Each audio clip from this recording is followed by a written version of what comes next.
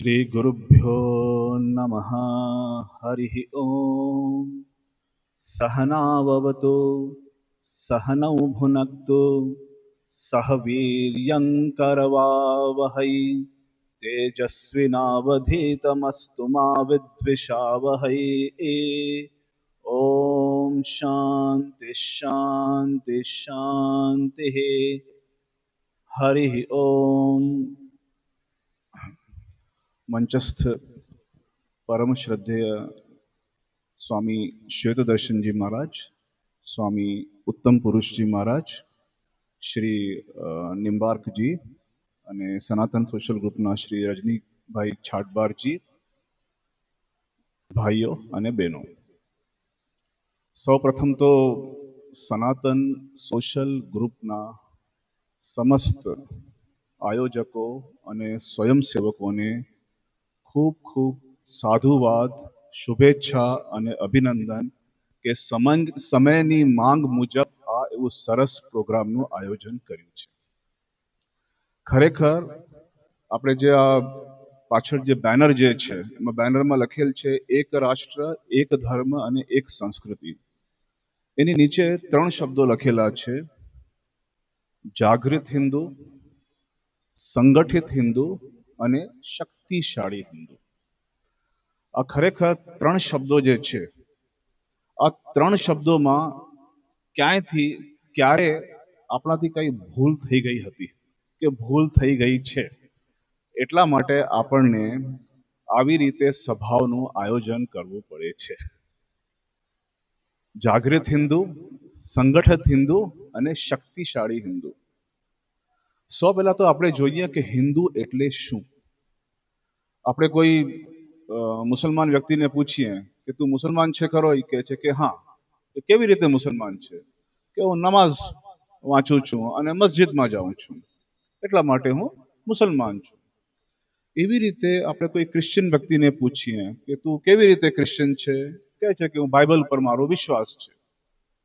ઘણી વખત આ પ્રશ્ન જ્યારે આપણે આપણા હિન્દુ ભાઈઓ બહેનોને પૂછીએ તો ક્યાં જવાબ નથી મળતું કે હું હિન્દુ છું તો કઈ રીતે હિન્દુ છું, કઈ રીતે હું હિન્દુ છું. હવે આપણે જો હિન્દુ ધર્મની સંસ્કૃત ભાષા ઉપર જઈએ, આ સિંધુ સિંધુ પર્યંતા યસ્ય ભારત ભૂમિકા પિતૃભૂ પુણ્યભૂશ્ચૈવ સવૈ હિન્દુ રીતિ સ્મૃતઃ, એવી ઘણી બધી ભાષાઓ છે. પણ કોઈ પણ જે ધર્મ હોય છે, ધર્મના જ્યારે આપણે 2 પાર્ટ કરીએ, એટલે કે 2 એને ક્લાસિફાય કરીએ, એક આપણે કહી શકાય કે એનો જે દાર્શનિક ભાગ છે અને બીજું જે છે એનું કહી શકાય કે જે આનુષ્ઠાનિક ભાગ છે, કે રિચ્યુઅલિસ્ટિક જે પોર્શન છે. તો હિન્દુ કોણ છે?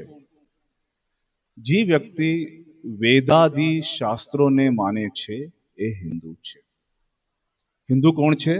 જે વેદાદિ શાસ્ત્રોને માને છે.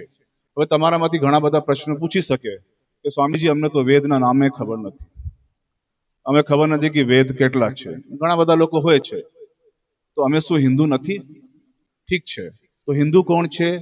જે ભગવાન રામને માને છે, જે ભગવાન કૃષ્ણને માને છે, જે ભગવાન શિવને માને છે, જે સાક્ષાત ભગવાન શ્રી સ્વામિનારાયણને માને છે, એ હિન્દુ છે. જે મંદિરમાં જાય છે એ હિન્દુ છે. આપણી પાસે આ પ્રશ્નનું એક સરળ ઉત્તર આવવું જોઈએ. આપણને એ સરળ ઉત્તર હોવું જોઈએ આપણી પાસે કે હિન્દુ કોણ છે? હું મંદિરમાં જાઉં છું એટલા માટે હિન્દુ છું. હું વેદાદિ શાસ્ત્રોને માનું છું એટલા માટે હિન્દુ છું. હું રામને માનું છું, કૃષ્ણને માનું છું, રામકૃષ્ણને માનું છું, ભગવાન શિવને માનું છું, દુર્ગા માને માનું છું, સીતા માતાને માનું છું, ભગવાન સ્વામિનારાયણને માનું છું, એટલા માટે હું હિન્દુ છું. હવે આ તો શું થઈ ગઈ? એક ફિલોસોફિકલ વાત થઈ ગઈ. કઈ રીતે આ હિન્દુ ધર્મને આપણે આપણા દરરોજના જીવનમાં એને અપનાવી શકીએ? આપણે અપનાવી જ રહ્યા છીએ. આપણે ખબર છે ને, એક અમુક જે સંકલ્પનાઓ જે છે આપણા હિન્દુ ધર્મમાં જ છે. દાખલા તરીકે કે આ પુનર્જન્મવાદ જે છે, આ બીજા કોઈ ધર્મના લોકો માનતા નથી કે પુનર્જન્મવાદ શું છે. મનુષ્યનું દિવ્યત્વ જે છે એ ખાલી આપણે હિન્દુ જ માનીએ છીએ. બીજું, આપણું જે હિન્દુ જે ધર્મ જે છે એ હિન્દુ ધર્મ કોઈ વ્યક્તિનિષ્ઠ નથી. આપણો હિન્દુ ધર્મ જે છે તત્વનિષ્ઠ છે. બીજા બધા ધર્મો જે છે, કોઈ ધર્મનું નામ નહીં લઈશું, એમાંથી જે વ્યક્તિના નામે ધર્મ છે એ વ્યક્તિની જે હિસ્ટોરિસિટી જે છે એની ઐતિહાસિકતાને કાઢી દઈએ તો એ ધર્મ પછી ક્યાંય રહેતો નથી. આપણી પાસે જે ભગવાન રામ છે, ભગવાન કૃષ્ણ જે છે, આ જે અવતાર સંકલ્પના જે છે, યદા યદા હિ ધર્મસ્ય, કે ધર્મમાં પણ શું થાય છે, ગ્લાનિ થાય છે.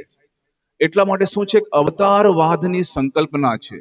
એવી જ રીતે આ જે સભા કરવાનો ઉદ્દેશ્ય શું છે, ઘણી વખત આપણે અમુક વાતો ભૂલી જઈએ છીએ. કઈ વાતો ભૂલી જઈએ છીએ? તો લખેલ છે જાગૃત હિન્દુ, સંગઠિત હિન્દુ અને શક્તિશાળી હિન્દુ. એવું એક જમાનું હતું જ્યારે આપણે સંગઠિત ન હતા. એવું પણ એક ટાઈમ હતું જ્યારે આપણે જાગૃત ન હતા. એવું પણ એક ટાઈમ હતું કે ત્યારે આપણે શક્તિશાળી ન હતા. પણ ફરીથી આવું થવું ન જોઈએ. એના માટે શું કરી શકાય? આપ જે રાષ્ટ્રીય સ્વયંસેવક સંઘમાં જે જાઓ છો, શ્રદ્ધેય જે સરસંઘચાલકજી જે છે મોહન ભાગવતજી, એમની સ્પીચ ઘણી વખત સાંભળી હશે. મોહન ભાગવતજી કહે છે કે આપણે જીવનમાં જો 6 વસ્તુઓનો જો પાલન કરીએ, 6 વસ્તુઓનો જો જીવનમાં પાલન કરીશું તો આપણે પણ ખરેખર હિન્દુ છીએ એ આપણે કહી શકીશું. કઈ 6 વસ્તુઓ છે એ? કે જે ભાષા, ભૂષા, ભવન, ભજન, ભોજન અને કઈ છે છઠ્ઠી? ભ્રમા. આ એકદમ કહી શકાય કે સરળ શબ્દોમાં, આ 6 શબ્દોમાં જ કહી શકાય આપણે આપણું જે હિન્દુ ધર્મ જે છે, જેને એવું લાગે છે કે ધીમે ધીમે આપણે એને ભૂલતા જઈએ છીએ. કાં તો આપણે એક શબ્દ આજકાલ ઘણું બધું સંભળાય છે, એ શબ્દ છે પેરેન્ટિંગ. પેરેન્ટિંગ એટલે શું? કે આપણે જે આપણા બાળકોનું જે ઉછેર કરીએ છીએ, આ આપણી જે આવનારી પેઢી જે છે, આ આવનારી પેઢીમાં આ 6 શબ્દોનો સમાવેશ હોવો જોઈએ. ભાષા, ભૂષા, ભવન, ભોજન, ભજન અને ભ્રમા. ભાષાની વાત કરીએ, રાષ્ટ્રભાષા, દેવભાષા અને માતૃભાષા. ભલે ને આપણે ઇંગ્લિશ શીખીએ, ફ્રેન્ચ શીખીએ, કોઈ પણ ભાષા શીખીએ, પણ આ 3 ભાષાઓ જે છે, દેવભાષા, માતૃભાષા અને રાષ્ટ્રભાષા, એ આપણી આવનારી પેઢી જે છે એને આપણે શીખવાનું છે. નહીં આપણે શીખવાડીશું તો શું થશે? ફરીથી મુગલ લોકો જે છે, આતતાઈઓ જે લોકો છે, ફરીથી એ લોકો આપણા ઉપર રાજ કરશે. ભવન જે છે, રામચરિત માનસમાં આપણે વાંચીએ છીએ કે હનુમાનજી વિચારે છે, લંકા નિશિચર નિકર નિવાસા, ઇહા કહા સજ્જન કર વાસા. કે આ તો રાક્ષસોની નગરી છે, આમાં સજ્જન વ્યક્તિ ક્યાંથી આવી ગઈ? ખબર કઈ રીતે પડી? રામા યુદ્ધ અંકિત ગ્રહ, શોભા ભરની ન જાય, નવ તુલસિકા બૃંદતઃ, દેખી હર્ષી કપિરાય. આપણું ઘર કેવું હોવું જોઈએ? હિન્દુ સંસ્કૃતિ મુજબ આપણું ઘર હોવું જોઈએ. આપણી ભૂષા, વેશભૂષા કેવી હોવી જોઈએ? આજકાલ આપણે જોઈએ છે કે આપણી જે આવનારી પેઢી છે એની વેશભૂષા કેવી હોય છે, એ અમારા કરતા તમને વધારે ખબર છે. એવી જ રીતે બીજી ઘણી બધી વાતો જે છે. તો આ જે છે, એક તો જે છે હિન્દુ ધર્મનું જે છે દાર્શનિક ભાગ. દાર્શનિક ભાગ શું છે કે આજકાલ આપણને કહેવું પડે છે કે ગર્વ સે કહો તુમ હિન્દુ હો. આ કહેવું પડે છે આપણને. એ ગર્વ આપણી અંદર સ્વાભાવિક જ હોવું જોઈએ. એ ગર્વ શું કામ નથી રહેતું? કે આપણે આપણી જે વિરાસત જે છે, આપણો જે વારસો જે છે, એને ભૂલી ગયા છીએ. આપણે ખબર છે ને, જૂના જમાનામાં જે ચારણ ભાટ વગેરે જે હતા, એ ચારણ ભાટનું શું કામ હતું? આ ચારણ ભાટ શું કરતા કે વંશાવલીનું ગાન કરતા. વંશાવલીનું ગાન કરતા એટલે શું કહેતા? કે તમારા જે પિતાશ્રી હતા, તમારા જે દાદાશ્રી હતા, એ કેટલા મહાન હતા. તમારી અંદર એ જ લોહી વહી રહ્યું છે અને તમારે પણ એવી જ રીતે મહાન બનવાનું છે. આ તમે ભૂલી ન જતા. આ ચારણ ભાટ આપણને જે છે ને વારે ઘડી આપણે જે છે આપણે સિમરણ કરાવી દેતા.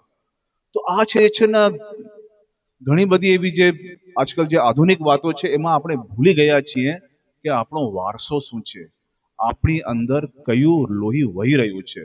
એટલા માટે સ્વામી વિવેકાનંદ કહેતા कि सबसे पहले अपने अतीत का सिमरण करो, देखो कि तुम पहले कौन थे, तुम्हारे बाप दादा वगैरह कौन थे? આપણે બધા જે છે આપણું જ્યારે જન્મ હોય છે, જન્મ પહેલા આપણે શું, જન્મ જ્યારે થાય છે તો શું છે, આપણું ગોત્ર જે છે, આપણે કહીએ છીએ કે હું અમુક ગોત્રનો છું, હું કશ્યપ ગોત્રનો છું, હું ભારદ્વાજ ગોત્રનો છું. આપણે આપણી વંશાવલી ક્યાંથી લઈએ છીએ? કશ્યપથી, ભારદ્વાજથી, વશિષ્ઠથી.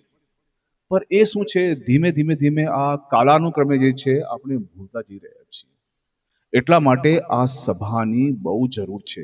આવી રીતે સભાઓની બહુ જરૂર છે. આજકાલ આપણે જે સભા કરી રહ્યા છીએ એનો ઉદ્દેશ્ય આપણને ખબર જ છે, કારણ કે રાષ્ટ્રીય સ્વયંસેવક સંઘને શતવર્ષ 100 વર્ષ થઈ ચૂક્યા છે અને એના ઉપલક્ષે આપણે ઘણી બધી જગ્યા કરી રહ્યા છીએ. પણ આવી સભાઓ જે છે દર વર્ષે કાં તો 6 મહિને એક થવી જ જોઈએ.